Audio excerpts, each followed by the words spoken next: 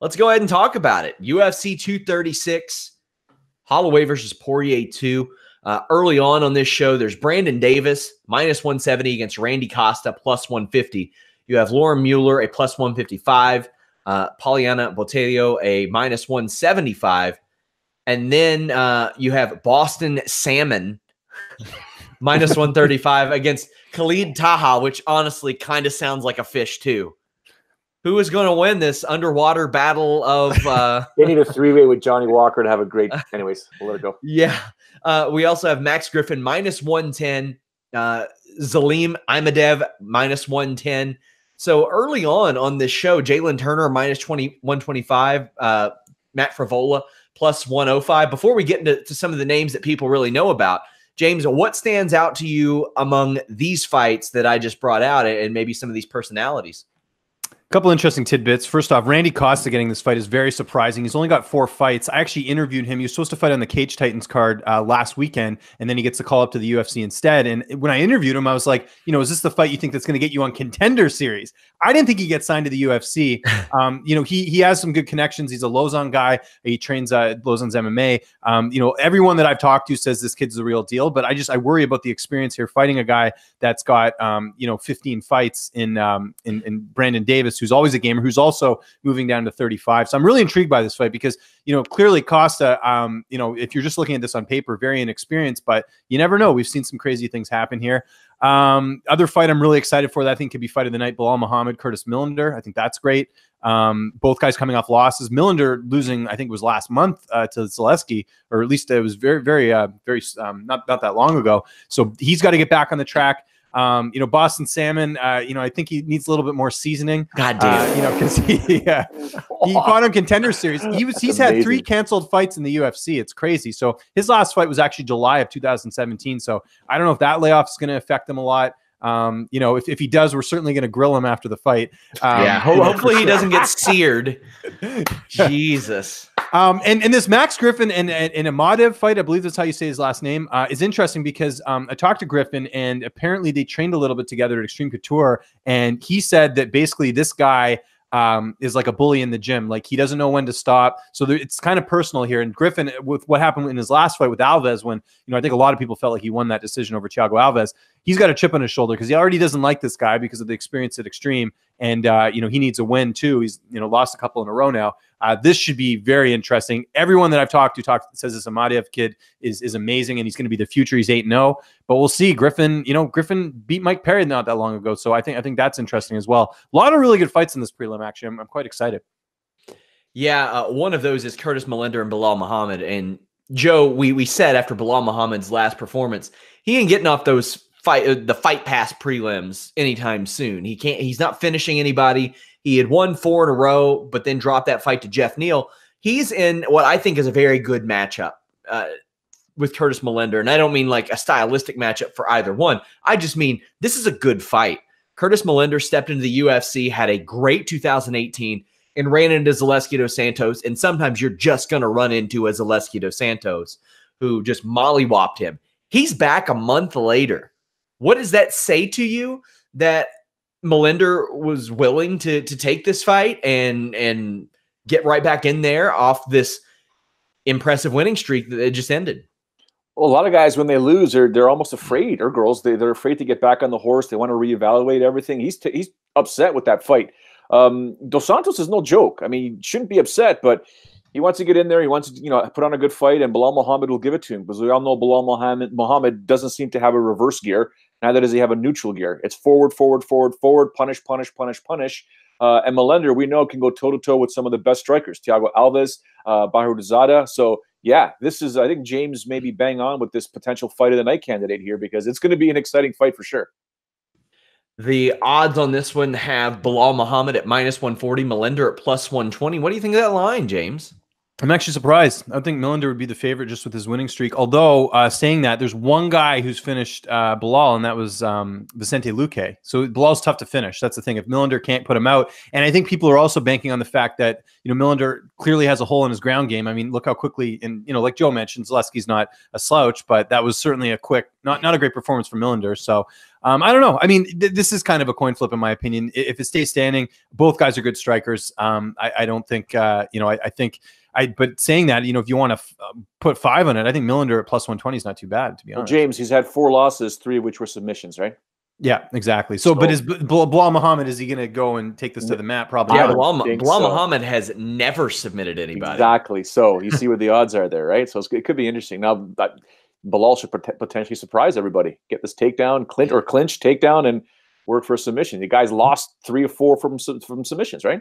One thing I should mention on this fight, Millender actually has a decent height and reach advantage in this fight. He's 6'2" with a 70-inch reach. Bilal's only 5'10" with a 71-inch reach. So if he can't get on the inside, Millender could just, pick him away at it with the striking here. So that's kind of interesting too. Not saying he'll win, but that's still one of those things to, keep in mind. An interesting fight, Alexandre Pantoja, Wilson Reis. Now, Wilson Reis is a far cry from the fighter that competed for the UFC Flyweight Championship 2 years ago. He had lost 3 fights in a row, granted to very top talent in Mighty Mouse Cejudo Moraga. He picked up that win over Ben Nguyen, but Pantoja is, I think he's won 4 or 5. James, am I alone in just suspecting, by the way, Pantoja a minus 150 favorite, Wilson Reis a plus 130. Loser gone? Yeah. Oh, yeah. Definitely. Pairing away the division. Yeah. Look at the weight class. Yeah, absolutely. Sorry to interrupt, but this is the division where Casey Kenny was ranked number 15 before his bantamweight debut in the company, and his last fight wasn't at flyweight either, and they still put him in the rankings. They literally have no clue what they're doing with this division. Oh, big time. And I think, and if I'm not mistaken, Casey was put in there before he was brought into the UFC. I think sometimes for whatever reason, I heard this from a panelist that they just have Contender Series winners in the rankings for some reason. Woof. Which is terrible. That is like, how do you see this one going? This is a close fight. I don't think it's such a runaway for Pantoja. I think Reis, he has that experience. The thing is, you got to look at who Wilson Reis has fought. I think that's something that gets kind of, Moraga, that's a fight he probably should have won. Cejudo, Demetrius Johnson, fought Formiga, lost, has a win over Ortiz. And if you look at Pantoja, his last loss was against Ortiz. MMA math doesn't always work. I liked his performance against Ben Nguyen. I think this is going to be close. I think this will hit the judges' scorecards. I think if you're looking for a bet in this fight, maybe take the over. I want to see what that's actually at right now. It is probably insane. No, it's only minus 215. So that might be worth it because I think this is a coin flip. I don't think it's such a clear-cut fight. And like I said, they have similar records, but I think that if you look at the level of competition, like we forget, Reis fought Patricio Pitbull in Bellator at featherweight. Like this guy's fought everyone. So I think that can pay off a little bit in this fight. But yeah, it's I'll go Pantoja, but don't underestimate Reis. I think if you're looking at value in this fight, it's definitely on Reis. How about you, Joe? What do you see for the future of the loser, which I think is more interesting than the future of the winner, and how this fight could end up? Well, we just officially hit our quota for every single Holy Smokes podcast to mention a Pitbull brother. So we did it. Congratulations, James. And the death of the flyweight division. Yeah. I don't think it's that bad. I don't think if either one of these guys loses, they actually get cut. If there is going to be a cut and a removal, it'd probably be Wilson Reis, but I think he still has options because he's still fairly popular globally. A lot of organizations would be more than happy to bring him onto the roster. In terms of Pantoja and the way he competes, I think he's a fantastic fighter. He's only lost once, if I'm not mistaken. No, sorry, he's got 3 losses, but only once in the UFC, and that was to Ortiz. So we'll see what happens. But in my opinion, I think he's more safe than what Wilson Reis is, right? So, we'll see. It's a division that unfortunately is just slowly but surely fiddling away, right? So. Well, here's why we do this podcast. It's to break down Ovince St. Preux versus Nikita Krylov. I would almost be shocked if Ovince St. Preux didn't end up Von Flue choking Nikita Krylov. I have seen no marked improvements in Nikita Krylov, like at all, in the last several years. Even when he was winning fights, I saw him doing the same old things that would get him beat before. Joe, OSP is one of those guys, and I've never flat out predicted a Von Flue choke because you got to be real stupid to get caught into it. But the thing is, Ovince St. Preux went from a tactic that his opponent has to put himself in to being able to put his opponent in it before they can really even capitalize. There are a lot of times when people get caught in a Von Flue, and it's because they just hold on to that guillotine too long. What St. Preux has started to do is take people down, and really before they can remove the guillotine, he's locking that in. Like, you can tell he's worked on that. And that is not an offensive tactic in which a lot of people can even use, let alone perfect, Joe. I straight up think that he's going to Von Flue Nikita Krylov again. And I might not be so mad about it this time. I think you'll lose your marbles. I think you probably will. Or you might just throw up some like crazy epic tweets. I told you so. The first thing that I saw when I saw this fight, I'm like, he'll probably Von Flue choke him as well. I believe that. What I'm more surprised about are the odds at -105 for OSP and -115 for Nikita Krylov. I think there should be way further apart here. OSP with a bit more of a favorite here, if not a lot more of a favorite here. So there's value right there on the -105, if you ask me. I just think OSP is going to, emerge victorious in this fight here. I mean, a fight's a fight, anything can happen. I just don't see what Krylov's going to do to OSP that he's never seen before. So Krylov has won 9 of his last 11. That is incredibly misleading. I am almost shocked that this guy beat Emmanuel Newton and Fabio Maldonado, but am I alone in that? I mean, maybe I'm a little hard on him, James, but man, the guy makes so many basic errors in the cage that it's unbelievable. What do you see for this fight? Yeah, I'm with you guys. I think if you look, as far as disappointing fighters, Krylov's right up there, because I remember when he first came in, everyone was excited, and he's just been a disappointment. Anytime he gets to step up in competition, he usually falters. And this is the rematch that no one wanted. I don't know why this is happening, but here we are. And what's interesting about this is OSP by submission prop is +180 right now. So if you want to take that, I think that's probably a good bet here. And I'm surprised the line's so close, because yeah, OSP lost his last fight, and usually he's another guy that when he seems to get a step up, when it looks like he's potentially heading towards a title shot, he loses. But look who he lost to. His last fight, he lost to Reyes, Dominic Reyes, who I think is still a top talent despite his last performance. He's looked good. I think overall, I'm taking OSP here. Overall, he's the better fighter. And I don't see Nikita Krylov submitting OSP. And when you look down recent history, the only person that's knocked him out is Jimmy Manuwa. Like, Reyes couldn't do it, Jones couldn't do it, Volkan Ozdemir couldn't do it, Glover went 3 rounds with him but didn't knock him out, Bader couldn't do it, Shogun couldn't do it because Shogun got cracked. But there's a lot of guys who have that ability that didn't do it. Also, that was Dominic Reyes on his come up as well. So I am looking forward to that car crash. I really am. Alan Jouban against Dwight Grant. The odds have Jouban at a -120, Dwight Grant at a +100. James, what do you got here? This is a coin flip, in my opinion, because Grant looked so good in his last fight, and the Grant that we saw leading up to him signing with the UFC, which is this guy who can finish fights. And with Jouban, the thing that I'm worried about in this fight a little bit is the fact that he's 37 years old, hasn't fought since the Saunders win, which was February of 2018. So layoffs affect every fighter differently, but it is something to sort of keep in mind for this fight. The only thing is Jouban, has a lot more experience. Grant's only got, he's got 11 fights. Jouban's fought a lot more in the UFC. This is what Grant's 3rd UFC fight. Had that fight against Zach Otto, I think should have gone his way, but nonetheless, it didn't come out on top in that one. I'll go Jouban just because, again, when it comes to fights, I got to look at the matchup on paper, not necessarily the external factors like the layoff and things like that. But I mean, Grant, I don't know. We'll see, because it's like you get two opposite fighters. Like, his debut was disappointing in a fight against Otto that he should have won, and then his last fight, he got a highlight reel finish. So I'll lean on the side of the more experienced guy in Jouban, and that he's tough to finish. Niko Price, finished him by knockout, but a lot of other fighters haven't been able to do so. So I'm going to go Jouban, probably by decision in this fight.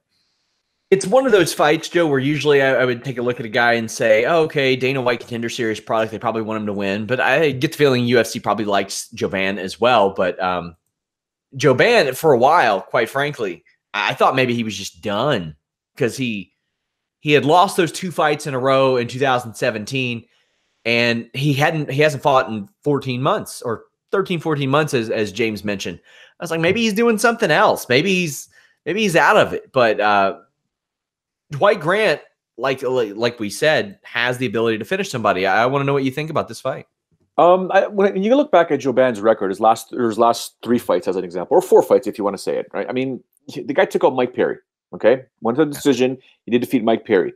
Gunnar Nelson, he should never have let Gunnar Nelson anywhere near him. Okay, allowed it to happen.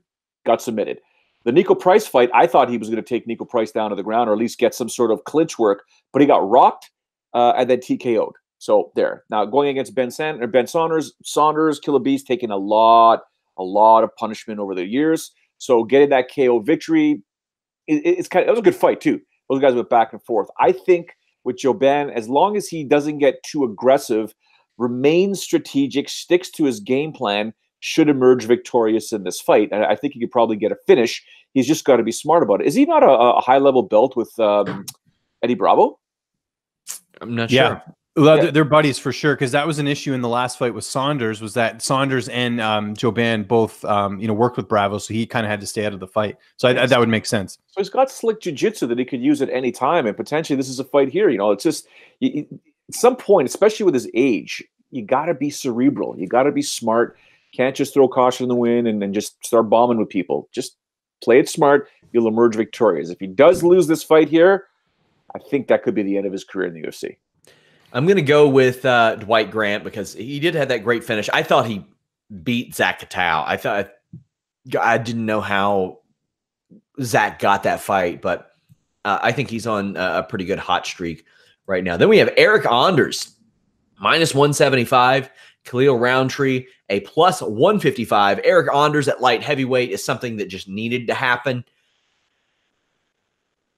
Khalil Roundtree is the model of inconsistency in the UFC in this division. He is this highly touted prospect. He comes on The Ultimate Fighter, win-loss. Steps into the UFC, loses a couple fights, wins a couple, loses one, wins one in a great performance. That Gokhan Saki fight. Yeah. Then he walks into Johnny Walker, which what can we say about that, Joe? Where he was, and nobody was going to beat Johnny Walker on that night. But I think that Eric Anders also has some of those issues. They're very similar in that respect. But Eric Anders at light heavyweight is something that needs to happen.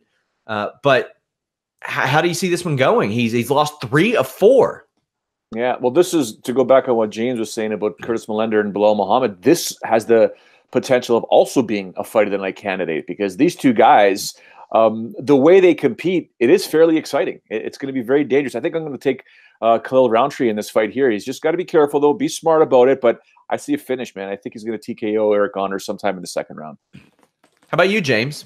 Oh, man, I'm going the other way. I like Anders in this fight. And one of the things I like about this is that Anders is actually training at Factory X for this camp. So the training partners won't be an issue at Spartan MMA and Fitness in Alabama. He was pretty much just training with Walt Harris. Like he wasn't getting that high level, those high level bodies that he gets now at Factory X with like Ian Heinisch and Chris Camozzi and, a lot of the other bodies that are over there. And getting to work with Mark Montoya, who's one of the best coaches in the game, I think is also going to help. And him fighting at 205. I mean, I've done interviews when I interviewed him at UFC 231 before the Elias fight. Like he cuts a lot of weight, not having to worry about that. We can finally see him at his true potential. I realized the Santos fight was at 205, but that was also a short notice opportunity here. So he's had a full camp, getting to eat what he wants. I think we're going to see probably the best Eric Anders we've seen. And I just think overall, he's got more tools to work with. That fight with Elias, I mean, people forget he nearly finished Elias, and I think it was in the second. And as we know, Elias is very tough to finish as well. I thought he beat Machida. The Tim Williams win, he was a little shaky in that one, but the Santos fight, he never quit in that one, and now Santos is fighting for a title. I just think overall Eric Anders has done a lot more and overall has more tools. So I'm going to go with him here. Now the question is, does he finish this fight? I don't know. I'll say he gets a hard-fought decision, but his hand will get raised in this one. A fight that I had kind of overlooked in our preview, Andrei Sukhomtov, a +375, Montel Jackson, a -470.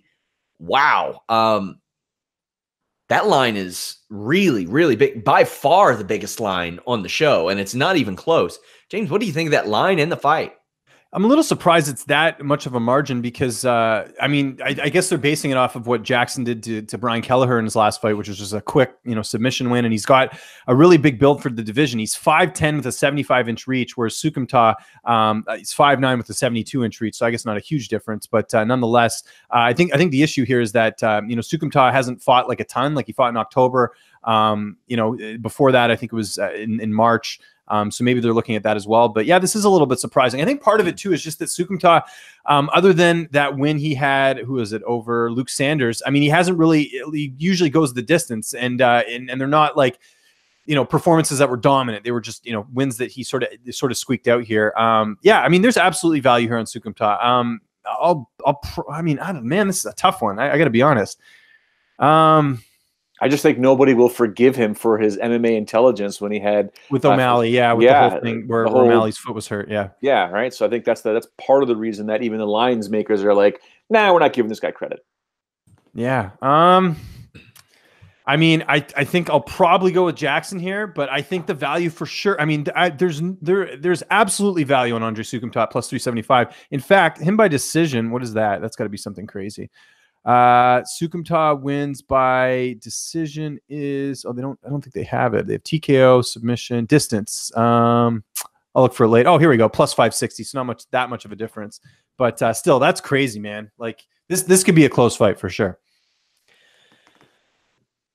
Elsewhere on this show, the big fights. Well, wait, I think we're there.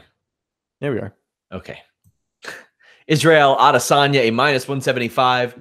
Kelvin Gastelum, a plus 155. This for the interim middleweight championship. James, you spoke to Israel Adesanya ahead of this fight. Kelvin Gastelum has a lot of tools. I think he's going to be a little overmatched in the size department.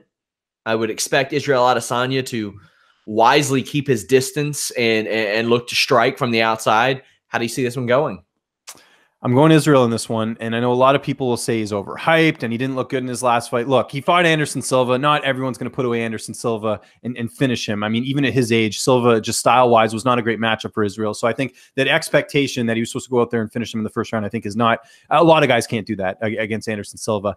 I just think the upsides with him here. And the thing I like with him too is the fact that, he's fought more frequently. Gastelum, because of the Whitaker fight getting canceled, he actually hasn't fought since May of last year. That's a long layoff. I realize he's not, super old. He's only 27. In fact, I think a lot of people forget that Gastelum's actually younger than Israel Adesanya. Adesanya is 29. But I think there's things that Israel does in his fight game. We've seen that in the Tavares fight. We've seen that with what he did to Derek Brunson. I think there's things that he does that are just above average. And I think that if this fight stays standing, especially, I think that I think Israel will be able to outstrike Kelvin Gastelum in this fight. I mean, it wasn't that long ago that Weidman was able to defeat him. That was back in 2017. The fight against Souza was close. I think that was a good matchup too. But, his biggest wins are against guys that, aren't even in the UFC anymore. Hendricks, Tim Kennedy, Michael Bisping. I really like what Adesanya has done. I'm leaning on the side because this is one of those situations where it's like, we're really going to figure out how good Israel Adesanya is. I think this is the fight that does it. I think this is the test for the title. I think this is where he comes through. I've been a believer in his for a while. Look, when he beat Marvin Vettori, I was like, yeah, okay, we can slow the brakes down a little bit. I think the fight I was the most impressed was the Tavares fight, just because going into that fight, Tavares had a nice winning streak and Israel completely dominated him, and he got to show off, the fact that he could go the full distance in a fight. So I like Israel here. I know people are going to say Gastelum can surprise again. He absolutely could, because I've underestimated him a lot. But I really like what Israel brings to the table, and I think he gets it done here by decision. I think this does go the full 3 rounds, but Israel is able to keep it on the feet, stop those takedowns, and he's able to take home a decision. Not 5 rounds? Go ahead. This is not 5 rounds? Yeah, it is 5 rounds. Okay, all right. Israel Adesanya will win this fight. He'll pick apart Kelvin Gastelum. He'll stuff the takedowns. He'll just work, be patient. I think the kid's fight IQ is absolutely fantastic. Kelvin Gastelum, in my opinion, has to close the distance, control Adesanya's limbs, do not let him strike, control him, take him down, and just work for just a maul and brawl TKO victory on the ground. Forget the submission. Just punish him, punish him, punish him. If he cannot do that, I think Israel will just simply pick him apart. He's got 25 minutes to do it. I think he'll use up a lot of that. I don't think it'll go the distance. I think he'll catch Kelvin Gastelum, rock him, and then go in there for the finish and get that TKO. I'm very curious about the future of this middleweight division following this. Obviously, we'll have Whitaker versus the winner. Then you got Romero, who loses and just got pulled from a fight. Rockhold's hitting the bricks. He's gone. Souza probably needs a win. If he doesn't win this month, that could spell trouble, because then you've got Gastelum or Adesanya, who will be coming off of a loss. Chris Weidman, I'll believe it when I see it in the cage. Paulo Costa.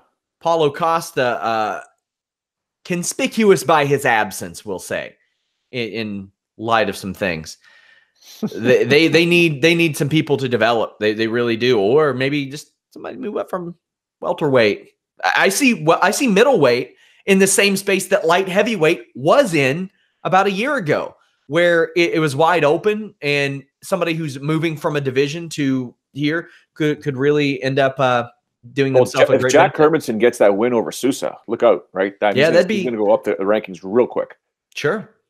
Main event: Dustin Poirier, a plus 180 rather, against Max Holloway, a minus 220. I am super interested in this fight, because while they are both very exciting fighters, they are both like really, really different. Poirier's output starts off really, really high and decreases, while Holloway's gets better and better and better. I think he's more active in the fourth round than any round that he fights in. Holloway will feel you out and pick you apart, while Poirier is like, just let me do everything. Let me throw kicks at you, jabs at you, straights at you, hooks, uppercuts, and then I'm going to find what works, and then I'm going to stick to that and go that way. I love the way that the contrast in when they do find success. One of them just wades in, the other one stands on the outside and is a little more calculated in Holloway. But with Poirier, it kind of sets up takedowns because he's so wild. It raises people's guard. He drags them down. There are a lot of interesting parallels and contrasts to this fight, Joe. What are you looking forward to, and who do you think wins? Take Dustin on the under, Max on the over. Just like you said, the way you broke it down is very succinct. Dustin can land those power shots, and if he lands those power shots, Max will be woken up, or not woken up. He could be sleeping pretty quickly, because Poirier has some power behind those punches, and he'll be looking to cut that cage off. Not as quick as he would in a 3-round fight, but it's a 5-round fight, so he's got to be patient. My only concern with Dustin Poirier is the MMA mileage, because he's been doing it for a long time, way back down in Louisiana with Tim Crater and all that. So it's been a long road for Dustin Poirier, but he's focused. I saw him at the Two Titans show 2 events ago. Yeah, 2 events ago. And it's just, the guy looks absolutely fantastic. We had a good conversation, and it was the day before the announcement was made of this fight here. So he's a jerk, in my opinion, for not telling me. But I think he can do it early. If he can't do it early and begins to fade Max Holloway, depending on the punishment he may have taken leading up to the 3rd or 4th round, I think Max Holloway could pull off a victory here, even by TKO. James, your thoughts? You guys aren't even talking about the fact this guy destroyed Jose Aldo twice. I mean, that is something we have to consider here. Look at what Aldo's been able to do after losing to Max Holloway. Like, that is a huge win. Add in the fact that Holloway, the biggest thing, what do we always talk about? What was the narrative heading into his last fight with Brian Ortega that everyone was talking about? The weight cut. He made weight. He doesn't even have to worry about that for this fight, because yes, he still has to cut weight, but those extra 10 pounds, I mean, I think Max is going to look better at 55 than he did at 45, not having the weight cut. And, you know, you guys are talking about, or Joe was talking about, you know, potentially Poirier getting an early finish. I don't see it. Holloway's never been knocked out. He's Hawaiian. I think in your blood, that means you don't get knocked out. That's a good point. Never mind. You know, it's Conor McGregor couldn't knock him out. I mean, this is, to me, Max is going to be even better at 55, in my opinion, because he's not cutting that extra weight. And I just look at experience here. I mean, both guys have fought, you know, the who's who. Max has fought in more title fights, you know, being the champion. And I mean, what this is, as far as like the builds, I mean, Max is 5'11", 69-inch reach. Poirier is what, 73-inch reach, 5'9". So the height-wise are the same. Poirier has a slight reach, but I don't know. I think Holloway's going to get this done. To me, it's just it's his ability to just, you know, go in and talk about taking shots. I mean, Aldo did hit him a couple times in both fights, and he was able to just walk right through it. I think if Poirier can't put him out, like Joe was saying, I think it's his to take, especially as the fight goes on later. I think you're going to see, you know, Holloway really take over. The reason I'm picking Holloway here, and again, Poirier has put on some great performances. I'm not downplaying any of that. I mean, finishing Eddie Alvarez, finishing Gaethje, finishing Pettis, those are all impressive. But what Holloway did to Brian Ortega in his last fight, like, make him look like he's never looked before, where he just completely outclassed him, and then to beat Aldo twice before that, there's no way I can pick against him. I'm going Holloway here. Late finish, 3rd round. You heard it here first. I'm going Holloway as well. I think it's going to happen in that same round. I think this is going to be just a categorically different fight than the first one. Obviously, it ended in 3.5 minutes via submission. I don't think there's any way Dustin Poirier submits Max Holloway here. The level of growth that Max Holloway has experienced over, gosh, what is it, 7 years now? It's been 7 years since they fought. It's crazy to think that Max Holloway is even old enough to have fought 7 years ago, because I still think of him as that 24, 23-year-old prospect that is really emerging. He's on the scene, and we have to wonder what becomes of the featherweight title if he wins this, Joe.